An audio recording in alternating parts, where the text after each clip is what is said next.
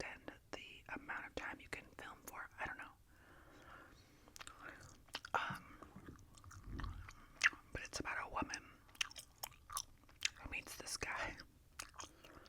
I don't remember how she met him, but she's like going on the first date, and she gets a flat tire on the first date.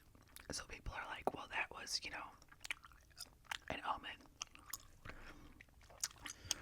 But she gets the flat tire, and he comes and he fixes it, right? So she's like, oh, green flag.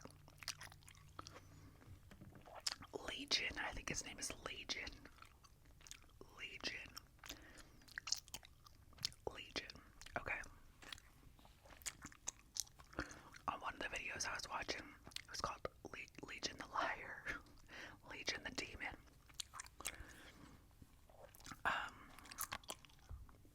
So she starts dating him, and he's selling her dreams left and right. Like, but I can't watch. Mind you, I watched all the Cliff's Notes versions on YouTube because I don't have TikTok right now. But as I'm watching it, I'm like, how are you just ignoring all of these? So she starts seeing him, and it seems too good to be true, right? But he's driving, like when she meets him, he drives a Ford Taurus, and he's living in a efficiency. Nothing wrong with that, right? But it'll make sense why I say that. So like take note of his belongings when he met her and his level of like purchases. So she's like, uh-oh, quarantine comes along, and they're like getting a little close right away. So she's like, well, why don't you just move out of your little efficiency and come to my 3-bedroom townhome? So he does, and they quarantine together. Now I might get this wrong, I'm just like retelling this story. And as they're quarantining together, he starts talking about like marriage and being serious. And she's been looking, so she's like, it's like music to her ears, right? He's like, well, I've been looking for houses anyways. I was just staying in that little efficiency, while I was looking for houses. It was just like basically a temporary thing. So why don't we look for a house together and like build and like get married and blah blah blah. She's like, all right, we'll look at houses. And he shows her this pre-approval. Letter for $750,000 US dollars. And she's like, whoa. He claims that he made a ton of money in arena football. And so much so that he got approved for a $750,000. He doesn't play anymore. Okay. He just claims that he got approved, even though he doesn't play arena football anymore.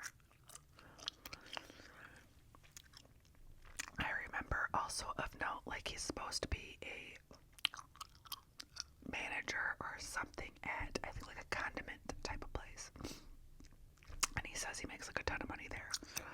But she did say he didn't dress like you would think the upper management would dress when he went. He kind of dressed like a normal employee would dress, It's like, well, you never really know. Sometimes they just, the upper management wants to put on the work polo and the khakis. I don't know. So they start looking at houses. They get a realtor. They start looking at houses. They find one.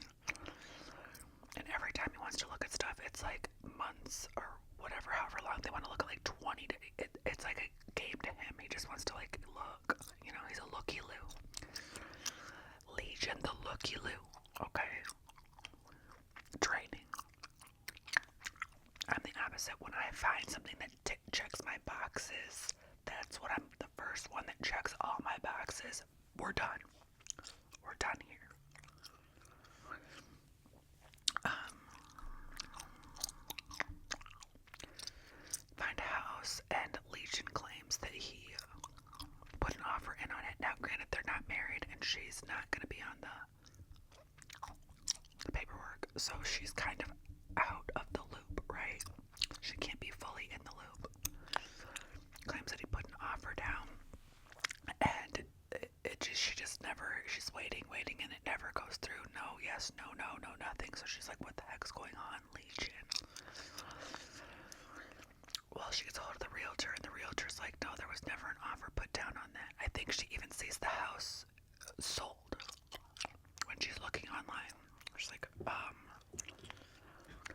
So at that point, she talks to the realtor, and the realtor's like, there was never an offer put on that house.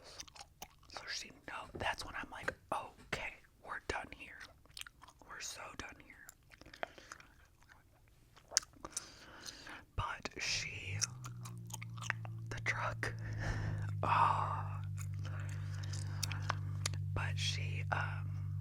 the truck must seriously do this once an hour, every hour for the whole morning, because I film several videos in the morning, and the truck has an appearance in every single video.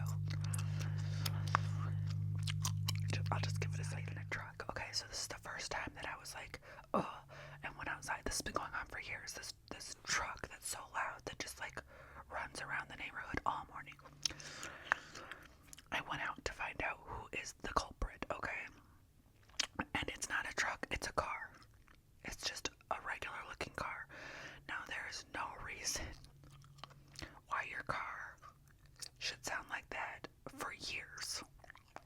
Like you have ignored, and I'm not going to get into the financial because I see my neighbors and I see the kind of stuff that they have. There's no reason for that car not to have a muffler, a new muffler on it, okay?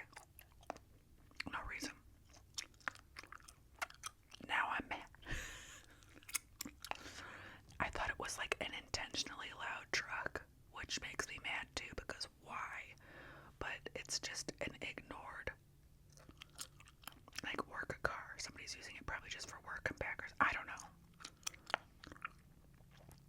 But come on, 5 in the morning. 4, 5, and 6 in the morning. Alright, I don't even know where I was with Legion the Liar. Okay. She continues to date him though. She talks to him and she's like, what's up? There was no actual offer put down. He goes, well, there was. He goes, but I just decided to use my friend that's a realtor to put in the offer because that way he would get the credit for it. Oh, okay, you failed to mention this. Alright. But she keeps dating him. Also, he spends like hours on the phone, which if you do this, sorry, like I don't understand how people can spend hours on the phone chatting.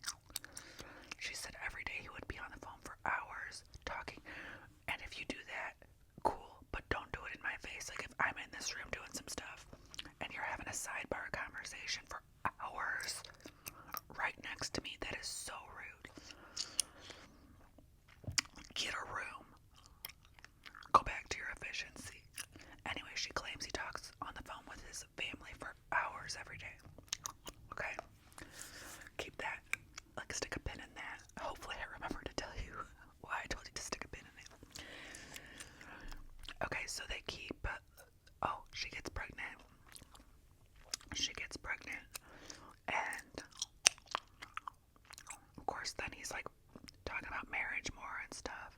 I believe that's when they actually get married. That's when she got pregnant. But she ended up having complications and having a miscarriage. So she had to be in the hospital. And he basically, like, drops her off at the hospital. Like, walks up to the room with her and says, okay, I gotta go to work. Another huge red flag, right? So she gets fixed up at the hospital, probably very emotionally taxing, and has to, process all that. She comes home and it's time to look at houses again. So they've been looking at houses, and he says he's gonna buy her a car. Here's where I'm talking about the Taurus, right? He has her test drive over 20 Mercedes and BMWs. And she finds like several that are like, I like this one, it checks all my boxes, it's gorgeous, I love it. And he's like, let's just keep looking. So that's what I mean, he's a looky-loo, it's like a game to him. That's what he wants to do, is just test drive cars. There's no actual substance there. He has no plan beyond that. In one of the clips that I watched, he would be on the phone at the car shops, and because he claimed like his company was buying him a car, and that would give him the room to buy her a car, right? And he'd be like on the phone talking to his company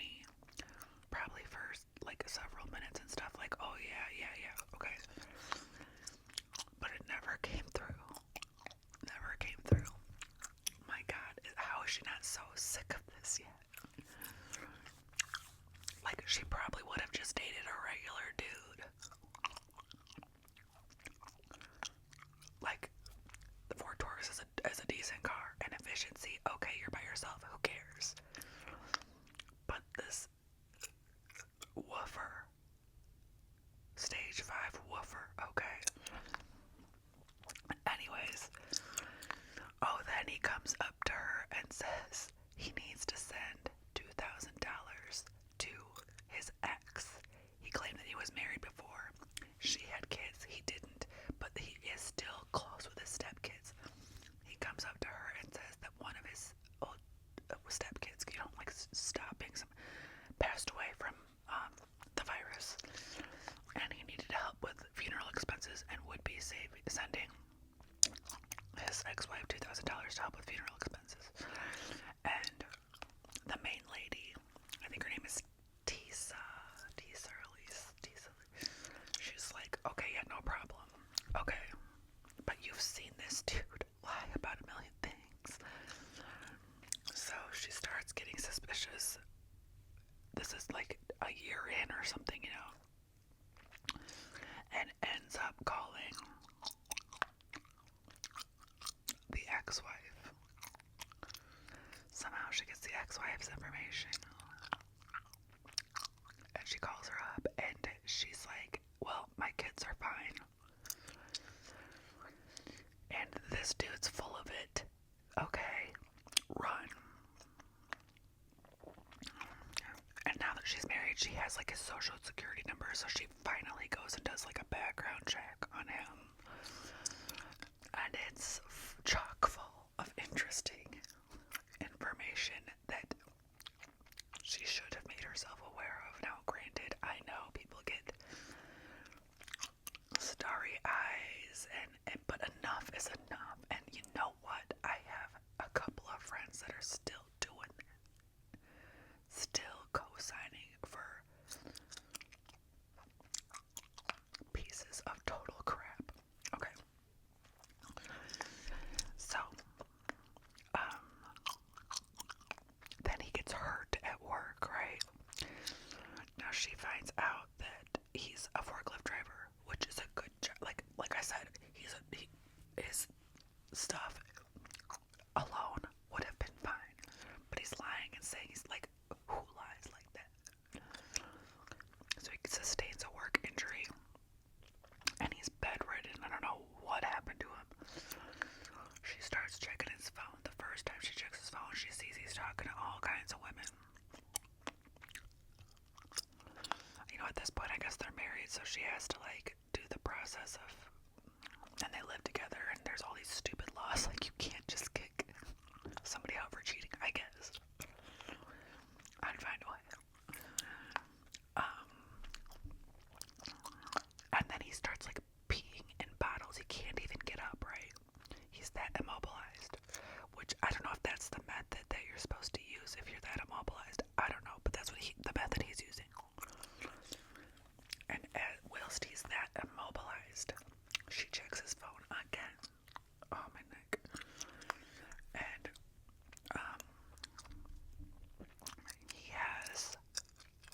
he's been contacting and spending money on working women of the night. Which, in itself, I don't give a crap. But you're married. You're married. I don't care what two grown adults do. I don't care what money's exchanged. Not my business. But the lack of transparency is what really chaps my arse, okay? And how unsafe that is. Cheating and that. So, she does try to kick him out, but the law is like, you can't, ma'am.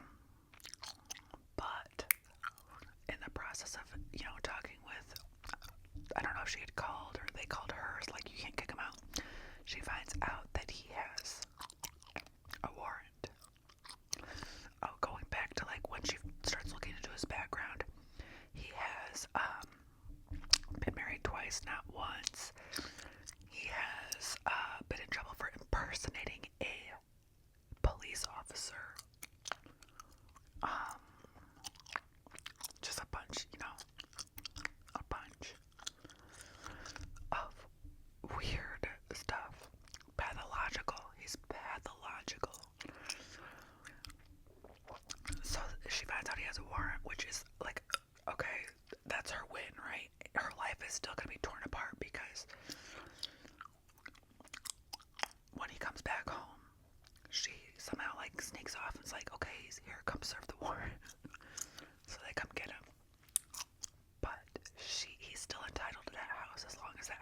exists, or that he's on like the lease, so she has to get out of the lease and pack up her stuff and dip while he's still locked up, which I don't know what the warrant was for, so I don't know how long they were keeping him or if he could make bail or any of that. I think she was on like a time crunch, so she has to pack up all her stuff and get out. And that was kind of the end, well, the end of what I know so far, the end of their relationship, but it did say that she ran into him some months or a year later or something. I don't know if she got like her divorce or what, but, and that he went from, because he was a football player, right? So, he was large and in charge. He was a 3X when they were dating, and she said when she saw him, he was like just, like down to a large maybe. He probably had a frame, you know, he's probably got height and some shoulders or something, but he was just like hanging in his clothes. She said he was dirty, very dirty, and stunk. So I don't know if like addiction or he ended up having to live. While he was locked up, she got the car towed and like it ended up getting repoed too. Probably because he was spending all his car note money on his explicit activities. I think she, you know, came out unscathed physically from that, but I'm sure mentally she is warped, and if I'm being honest, she needs to get some help of her own to have been that, you know, because he was never violent, and he wasn't like, he was financially, well, when he moved in with her, he was paying all the bills, so I don't know if it was financially abuse is the word, but I manipulative for sure, but that she just kept like shooing away all the evidence that was like being handed to her on a silver platter is just so bizarre to me. And like I said, I know some people that are, and I think a lot of women go through this phase in junior high, in your 20s, where you date some, like, you believe what somebody's telling you, and maybe men do it too. I don't know, because I don't have that experience. But you're just like, oh, well, he said, oh, you know, and you but you should be learning from those relationships, or else what was the point, right? What was the point? You can't just blindly believe stuff, and then you see, like, somebody tells you this, or you find out this. I have a good story. I filmed it for my Patreon. I don't know if it's up there yet, but it's not this bad. But it's kind of along those lines of like, wait a minute, that's not.